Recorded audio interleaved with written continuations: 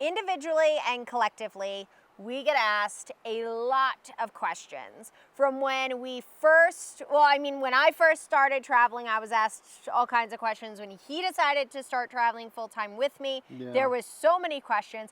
And even like as I've done this now for years and years and years, people still come at me with the same handful of questions. And one that comes at me all the time. And I don't particularly like this question, and I think that it's because I think that a lot of time it's coming at me with a negative connotation with it. Malicious almost. I think it is a malicious question, and that is, are you just running away from real life? Welcome back to the Rangeless Travel Podcast. We're your favorite adventure travel hosts. I'm Britt, and this is Ryan. Together, we travel the world by plane, train, and 89 Ford Sportsmobile. And I'm like, what? So usually, I just look the people back in the eye and say, yes, I am. Because that's funny. And I'm here for the laughs. I'm a funny gal. But in reality, it's like, okay, like yes and no. Like that's such a loaded question because it's usually followed up with something like, well, when are you going to settle down? Yeah. When are you going to have kids? When are you going to buy a house? When are you going to do this? When are you going to do that? And I'm just like, all in good time, my friend. Like, if ever. Just like, I'm trying to live my life. And so I find that, like, are you just running away from real life? That can mean so many things. Now, I feel like the people that I've had over time ask me this question is a few different kinds of people, right? A few different life paths that they're on themselves. I find that a lot of people that ask me that question is someone that just has different priorities than me. Yeah, I think that's the main thing. It's just that their priorities are different. So, I mean, I don't really care about the brand name on the tag of my clothes. No. I don't really care about having a big fancy house. Yeah, or like the fanciest new car. No. Or like it's just not something that I prioritize. No. But I find that sometimes people asking me if I'm running away from real life are people that prioritize a fancier house, a fancier clothes, a fancier shoes, those a fancier kind of status car. symbols that like that permeate our society. Yeah. Yeah, that the world and society has just told you like that's what success is. So if you don't have a big house and a fancy car, then like you're not successful. And that's okay. But I feel like I get asked, and I assume that when they're asking me, are you running away from real life? They're asking me like, am I running away from society's expectations of me? Yeah. And to that, I would say absolutely I am. Absolutely I am. I'm absolutely running away from the expectations that society has put on me that I don't deem significant or important. For me, when people ask me that question, it really depends on your definition of real life, to be honest with you. Yeah. And everyone's going to have a different idea of what that is. Yeah. But for me, I was lucky enough to go into college. Same. I started working in New York City, and I had a very high status in the company that I was working in. It was a well-paying job. There was a lot of responsibilities. I had a very nice car. I lived in a very nice house. I had pretty much all of the things that society told me that was success, that was what I wanted, what I needed to be successful, yeah, to be. And I think also that sometimes they tell you that's what's going to make you happy. Yeah, and then COVID was a real eye opener for me because it was construction that I was working in, and everyone was at home for the first initial few weeks of COVID because it was New York City. It was at one point epicenter of everything going on, yeah.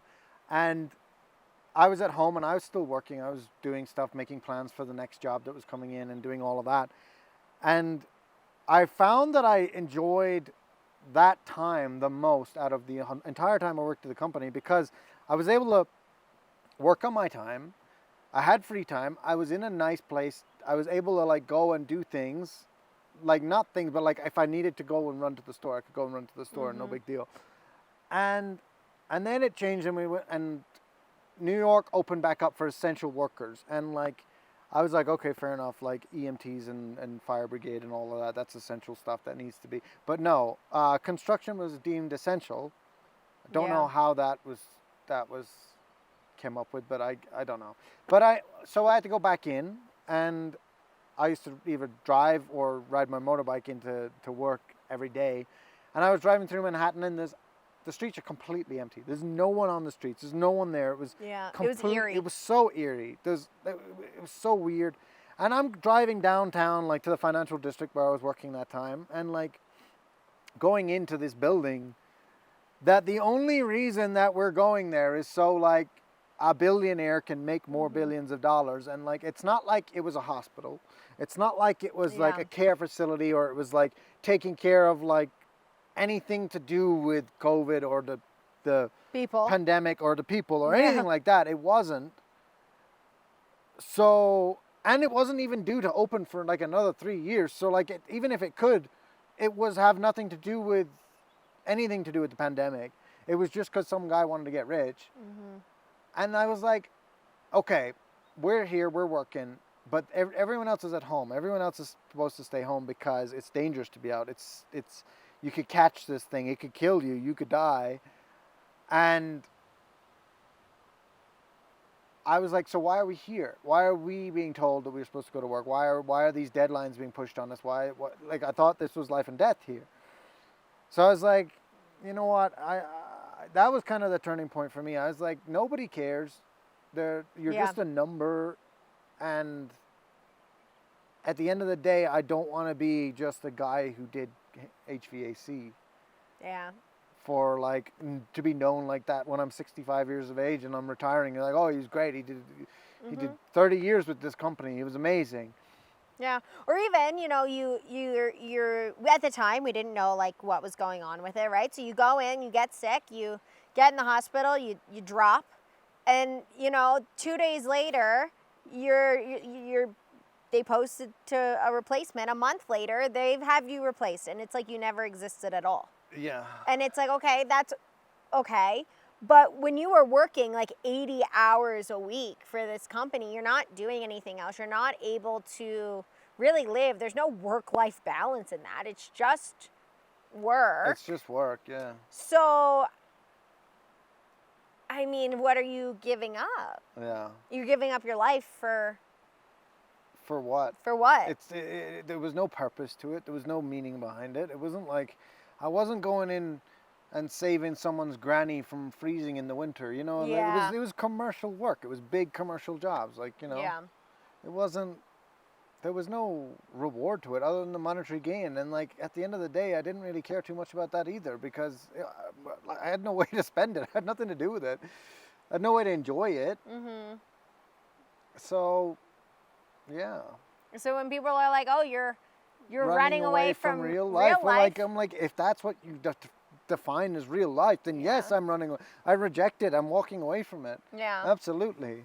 Yeah. I'm going to go and do something else where I can work remotely or work online and travel and see all these things and go and travel this world because I'm only going to be on it for, what, like another, if I'm lucky, another 50 years? Yep. And how many of those years are you actually going to be able to do anything? Because like we've seen it. We've been around the world.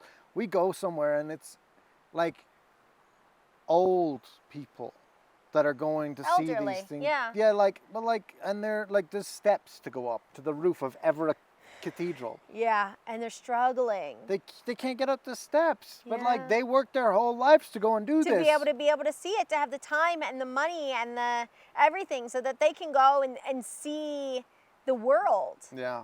And only to get there and then it to be so difficult for them to do the things that they want to enjoy. And it's really sad. And it's faded. It's not the same experience. You don't get to do the same experience. I can say that even like as I've traveled throughout my 20s and then like into my, you know, early 30s now and like I've gone back to some of these same places and like it's much different. It's much different going back at In your 32 30s, than it was at like 26. Like it's Yeah. a much different experience. Even when those 2 years, like nothing physically like really is any different for Yeah. me. It's just like a mental thing. But like it would absolutely not be the same if the world's even at a place that you can go and visit it in 50 years. Yeah. We're not guaranteed. You know, the way that humans are taking care of the environment and nature and everything. Not taking care of it. And not taking care of it. Yeah, like we're not guaranteed to be able to go and see these beautiful things. Things are disappearing at an alarming rate. And with the way the current like geopolitics is going, Who knows? there's going to be a war at Who some knows? point. You don't know what's going to happen. Like anything could happen. And COVID was like the spark that ignited that in my mind. Is like anything could happen because no one predicted COVID to like. So you want to do it now while the opportunity's there. Yeah, because COVID realistically could have been a lot worse than it was. Yeah. And then you want to do it when the opportunity's there. And going on opportunities is when someone looks at me and says, you're just running away from real life. One of the things is I'm running towards opportunities. You know, for me, I've never had a good like employer, anything happen good. Like I've never been treated well by an employer. Like I have had the craziest jobs, the most wild employment history. Like from my first job where like I was sexualized as a 13-year-old and the whole staff used to get get high upstairs while like I was downstairs on the grill, which I wasn't allowed to be on. So like going all the way to now where like I've never had an employer not take advantage of me, treat me kindly. So like bringing that into it, I don't want to go work for someone else. Like I have no desire to go get a job. Like I don't want that. I have clients and I've had amazing clients over the years. I've worked with some incredible people, and those types of relationships where I have so many amazing stories with clients. And I find when I'm out traveling, I meet a lot more people and I get opportunities, like so many opportunities, at least specifically like in Lombok, Indonesia. Like I was saying to Ryan, I was like, I don't know why, but every time I'm in Lombok, like all the stars align. Like every opportunity just somehow falls in place for me. And Ryan's like, yeah. Okay, we get in Lombok, and then like immediately I have like someone's like, oh Britt, I need this, and oh Britt, what about this, or oh Britt, and I'm like, yeah, see, I told you I don't know what it is. Yeah. I mean, part of that is just I lived there for a while, so I built community, and then that community's still there, and community supports each other, and it's beautiful. And like for some reason, so when someone's like, you're running away from real life, I'm like, no. My opportunities aren't in the same like 12 square miles that I grew up in and I went to high school in and everything else. The opportunities in my world are in fact in the world. So I'm running towards opportunities. I'm running towards growth. I'm running towards knowledge and learning and business opportunities. Those opportunities for me aren't at home. So I'm not running away from life. Yeah. I'm running towards real life. Yeah, and then another thing that people will say is like, oh, you're shirking your responsibilities and things like that. Like, responsibilities to who, first of all? Like, my only real responsibilities are to myself. Yeah. And We talk about that all the time, though, that our responsibility first and foremost is to ourselves. So even, you know, as a couple, it's individually our responsibility is to make sure, like, you know, you're taking care of your own mental health, that you're doing things every single day to like better yourself. Yeah. You know, whether that's like you're getting up and like going for a walk or a jog or a run, or you're having movement, or you're like reading a book that like brings you joy, or whatever it is, right? And then secondary, it's to each other. Yeah.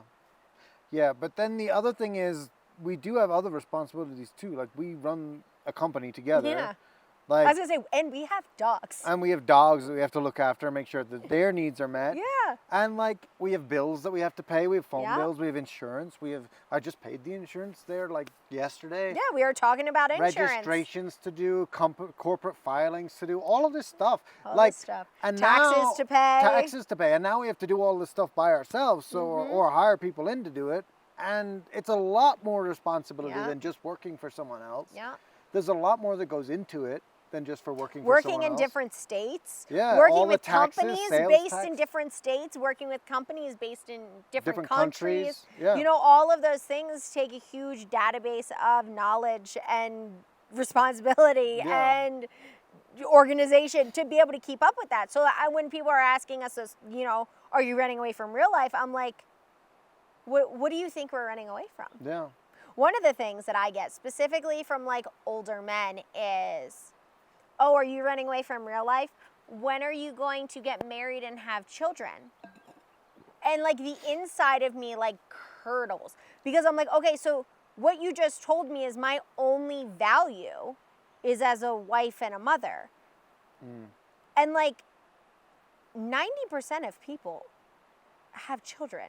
So like, why is it that you're like, oh, you're running away from real life if you don't have kids, if you don't have a husband? And I'm like, well, why is that real life for me? Because I'm a woman. Like, you wouldn't turn around to him and say the same thing. No. Like, that's just patriarchy. And I am running away from the patriarchy. I am actively rejecting the patriarchy every day in micro-feminisms all day, every day. So, like, what do you mean, sir? Yeah. Like, no. Yeah. And just to circle back to, like, real life, running away from real life. Like, you know, like we've been all over the world. We've been in like everywhere from like with the Berber people in the Moroccan desert to like northern Vietnam where people are living in a hut with dirt floors and they're all sleeping on the floor together. And like everyone's definition and their experience of real life is so vastly different. It's so different. It's so different. That like to narrow it down to this like little definition of like job, house, car, kids, dog, or white picket cat, fence. Whatever. 2.5 children and a white picket fence. Yeah. It's just, it seems to me, it's just insane. Like, why would you copy everyone else? Why would you do what everyone else is doing? It's like... Unless that's what you want. And then there's nothing wrong with it. Absolutely. Then it's beautiful. But if that's what we wanted, we wouldn't be here. Yeah. But at the same time, you know, the world's so vast, right? And everyone's real life is so polar, different. But then it's also, like, so similar, you know?